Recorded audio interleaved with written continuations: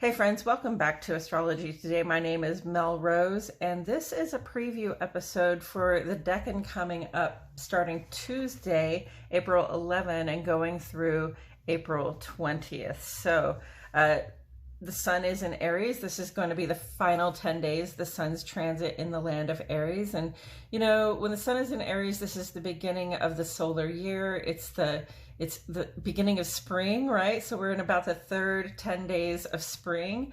And, you know, sun in Aries is a time when we're taking initiative and making fresh starts and getting really active, you know, especially in pursuit of those things that help us sort of achieve our purpose in life. So that's Decan 11, April 11th through the 20th, 2023. And this Decan corresponds in Tarot with the Four of Wands, which in brief, you know, is characterized by keywords like community, home, and celebration. This is really a time like where we've made a collective effort to achieve something, and having achieved it, we get to sort of kick back and relax and celebrate.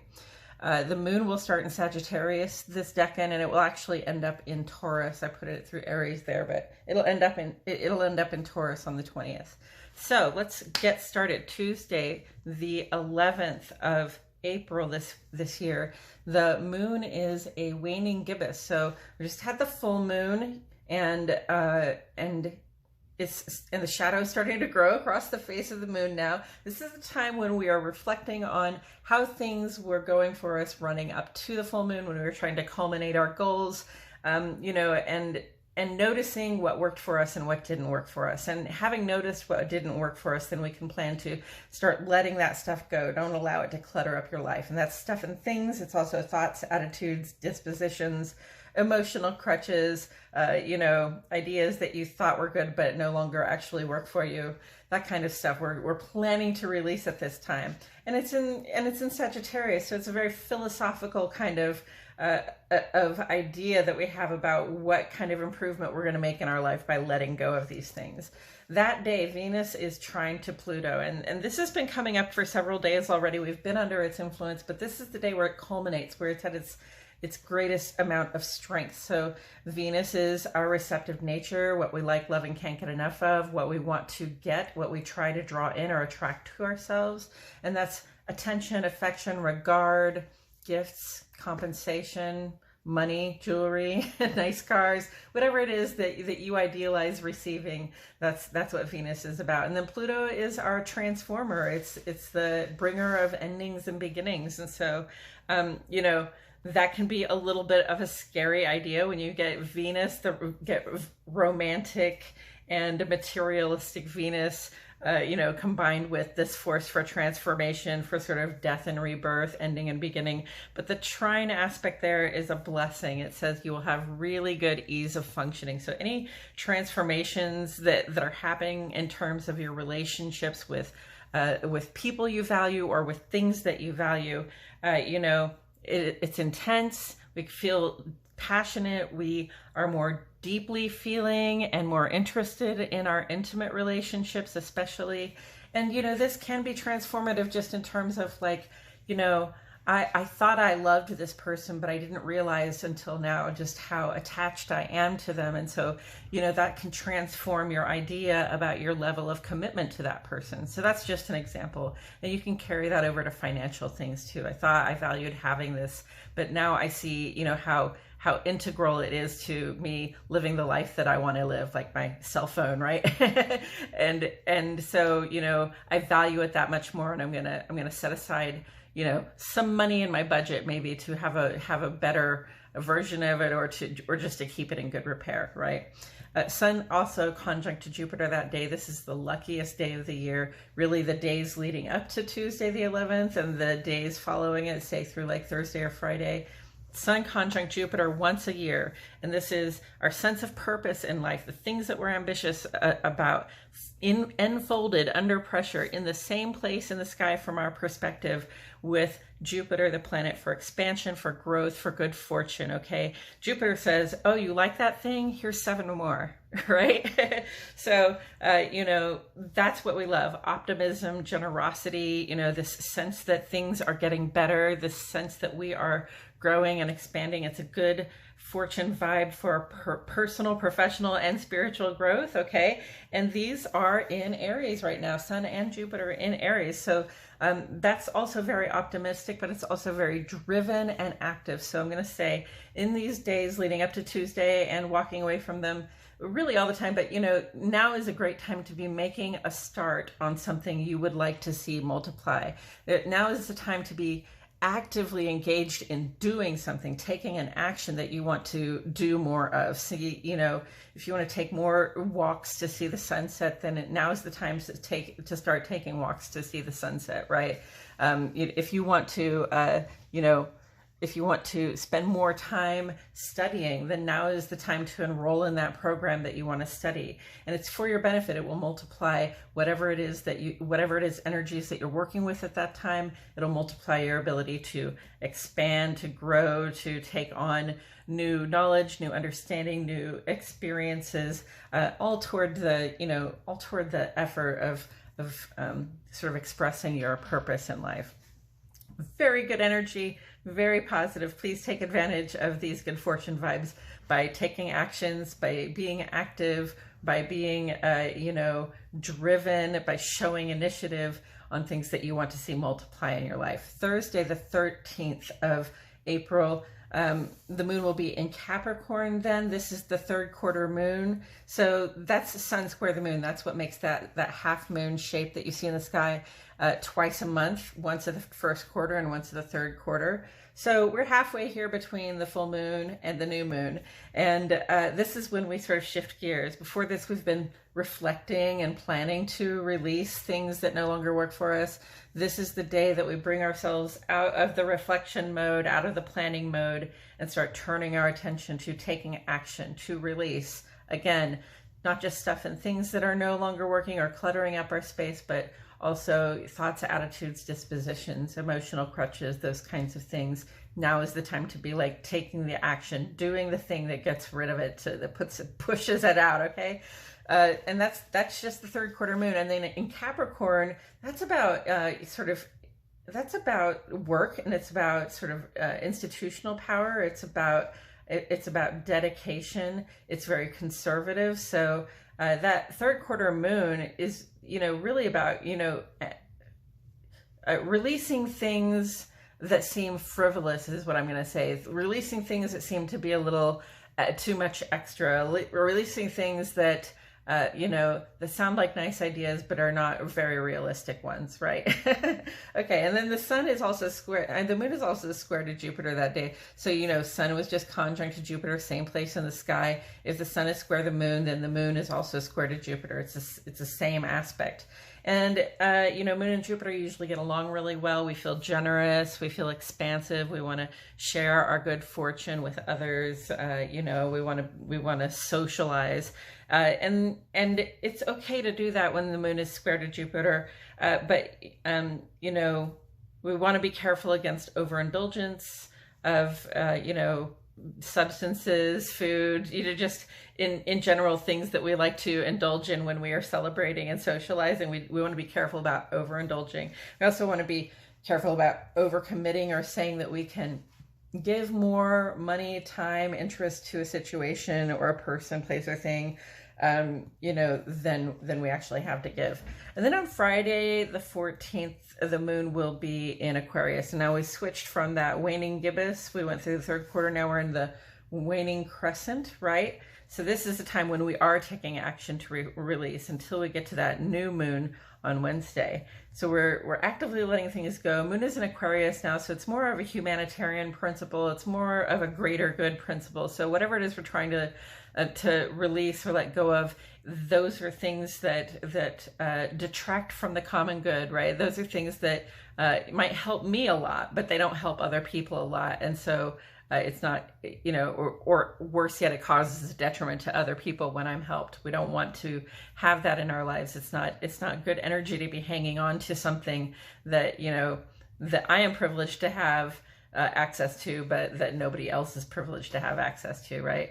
And that's in terms of collective support and uplift.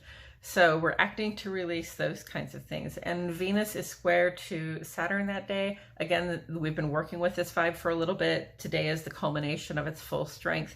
Venus square Saturn puts us under stress in our romantic lives and our financial lives, because Venus, again, it's about what we like, love, and can't get enough of, what we'd like to receive in terms of regard, recognition, love, affection, and also gifts, compensation, money.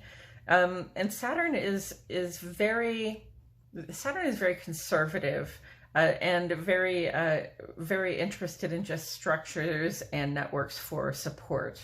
So it can have a sobering effect, and it can have a cooling or a depressing effect on another planet, especially when it's square here. Okay, so the challenge is going to come up where in our love life, or in terms of something else that we value, that we'd like to have, that was some nice thing we like having, we're going to meet some stress point. We're going to meet some delays. Something's going to cool off. It's going to feel like, oh, I can't have what it is that I want right now. And that triggers a fear response where you think, oh, I'll never get what it is that I want. I've been working so hard for this and I want it. I've been calling it in and it's not here yet. Why is it? Right. And so that fear then turns into criticism, like sour grapes, like, oh, well, I didn't want that anyway. It wasn't a very good opportunity, or that they're not really a very good person anyway. Right. So the challenge there is to understand that you're under stress and you're having a fear response because you're being delayed, because there's a boundary put up, there's something that's making you wait to get what it is that you want, and not to respond with this sort of fearful, catastrophic thinking, criticism of the other by doing that. Try to be loving in your heart, or at least try not to try not to express your fear and criticism in a way that will make it even harder for you to eventually get that thing you desire to have coming your way. All right. And then on Wednesday, the 19th, we have the new moon in Aries. This is a time when we come out of that action mode, acting to release. The new moon is the end of the cycle and the beginning of the cycle, right? And this is the time when we come back to the present. We're no longer reflecting. We're not looking to the future just yet. We're going to come back into the present and really appreciate the clean slate we created for ourselves with all of this release. Really appreciate the time and the moment and the space we live in. Really give thought to what materials we have at hand, what know-how we have at hand, and appreciate the moment and what it is right now. And then we take in mind those things that we have, and we begin again to think about what we'd like to create over the next couple of weeks. Think about the goals that we have that we're already working. Think about other short-term goals that we have that we need to achieve soon. And after we've come back to the present, we go ahead and begin again to create, to take things on, especially in this week between the new moon and the first quarter moon. What we'll want to do is be setting intentions, setting goals for ourselves, and making plans to unfold those goals. All right. So it's still a reflection. We go from reflection to action to reflection to action. So, having done a lot of action to release, now we're moving back into a reflection to create mode. And then when we get to that first quarter, we'll do action to create. So here we are. And, attending this new moon is the solar eclipse. So that's really cool. It's the beginning of the eclipse season for this year. We'll have this solar eclipse. We'll have this solar eclipse. I've got it written down as the 20th, but it's the 19th in Aries.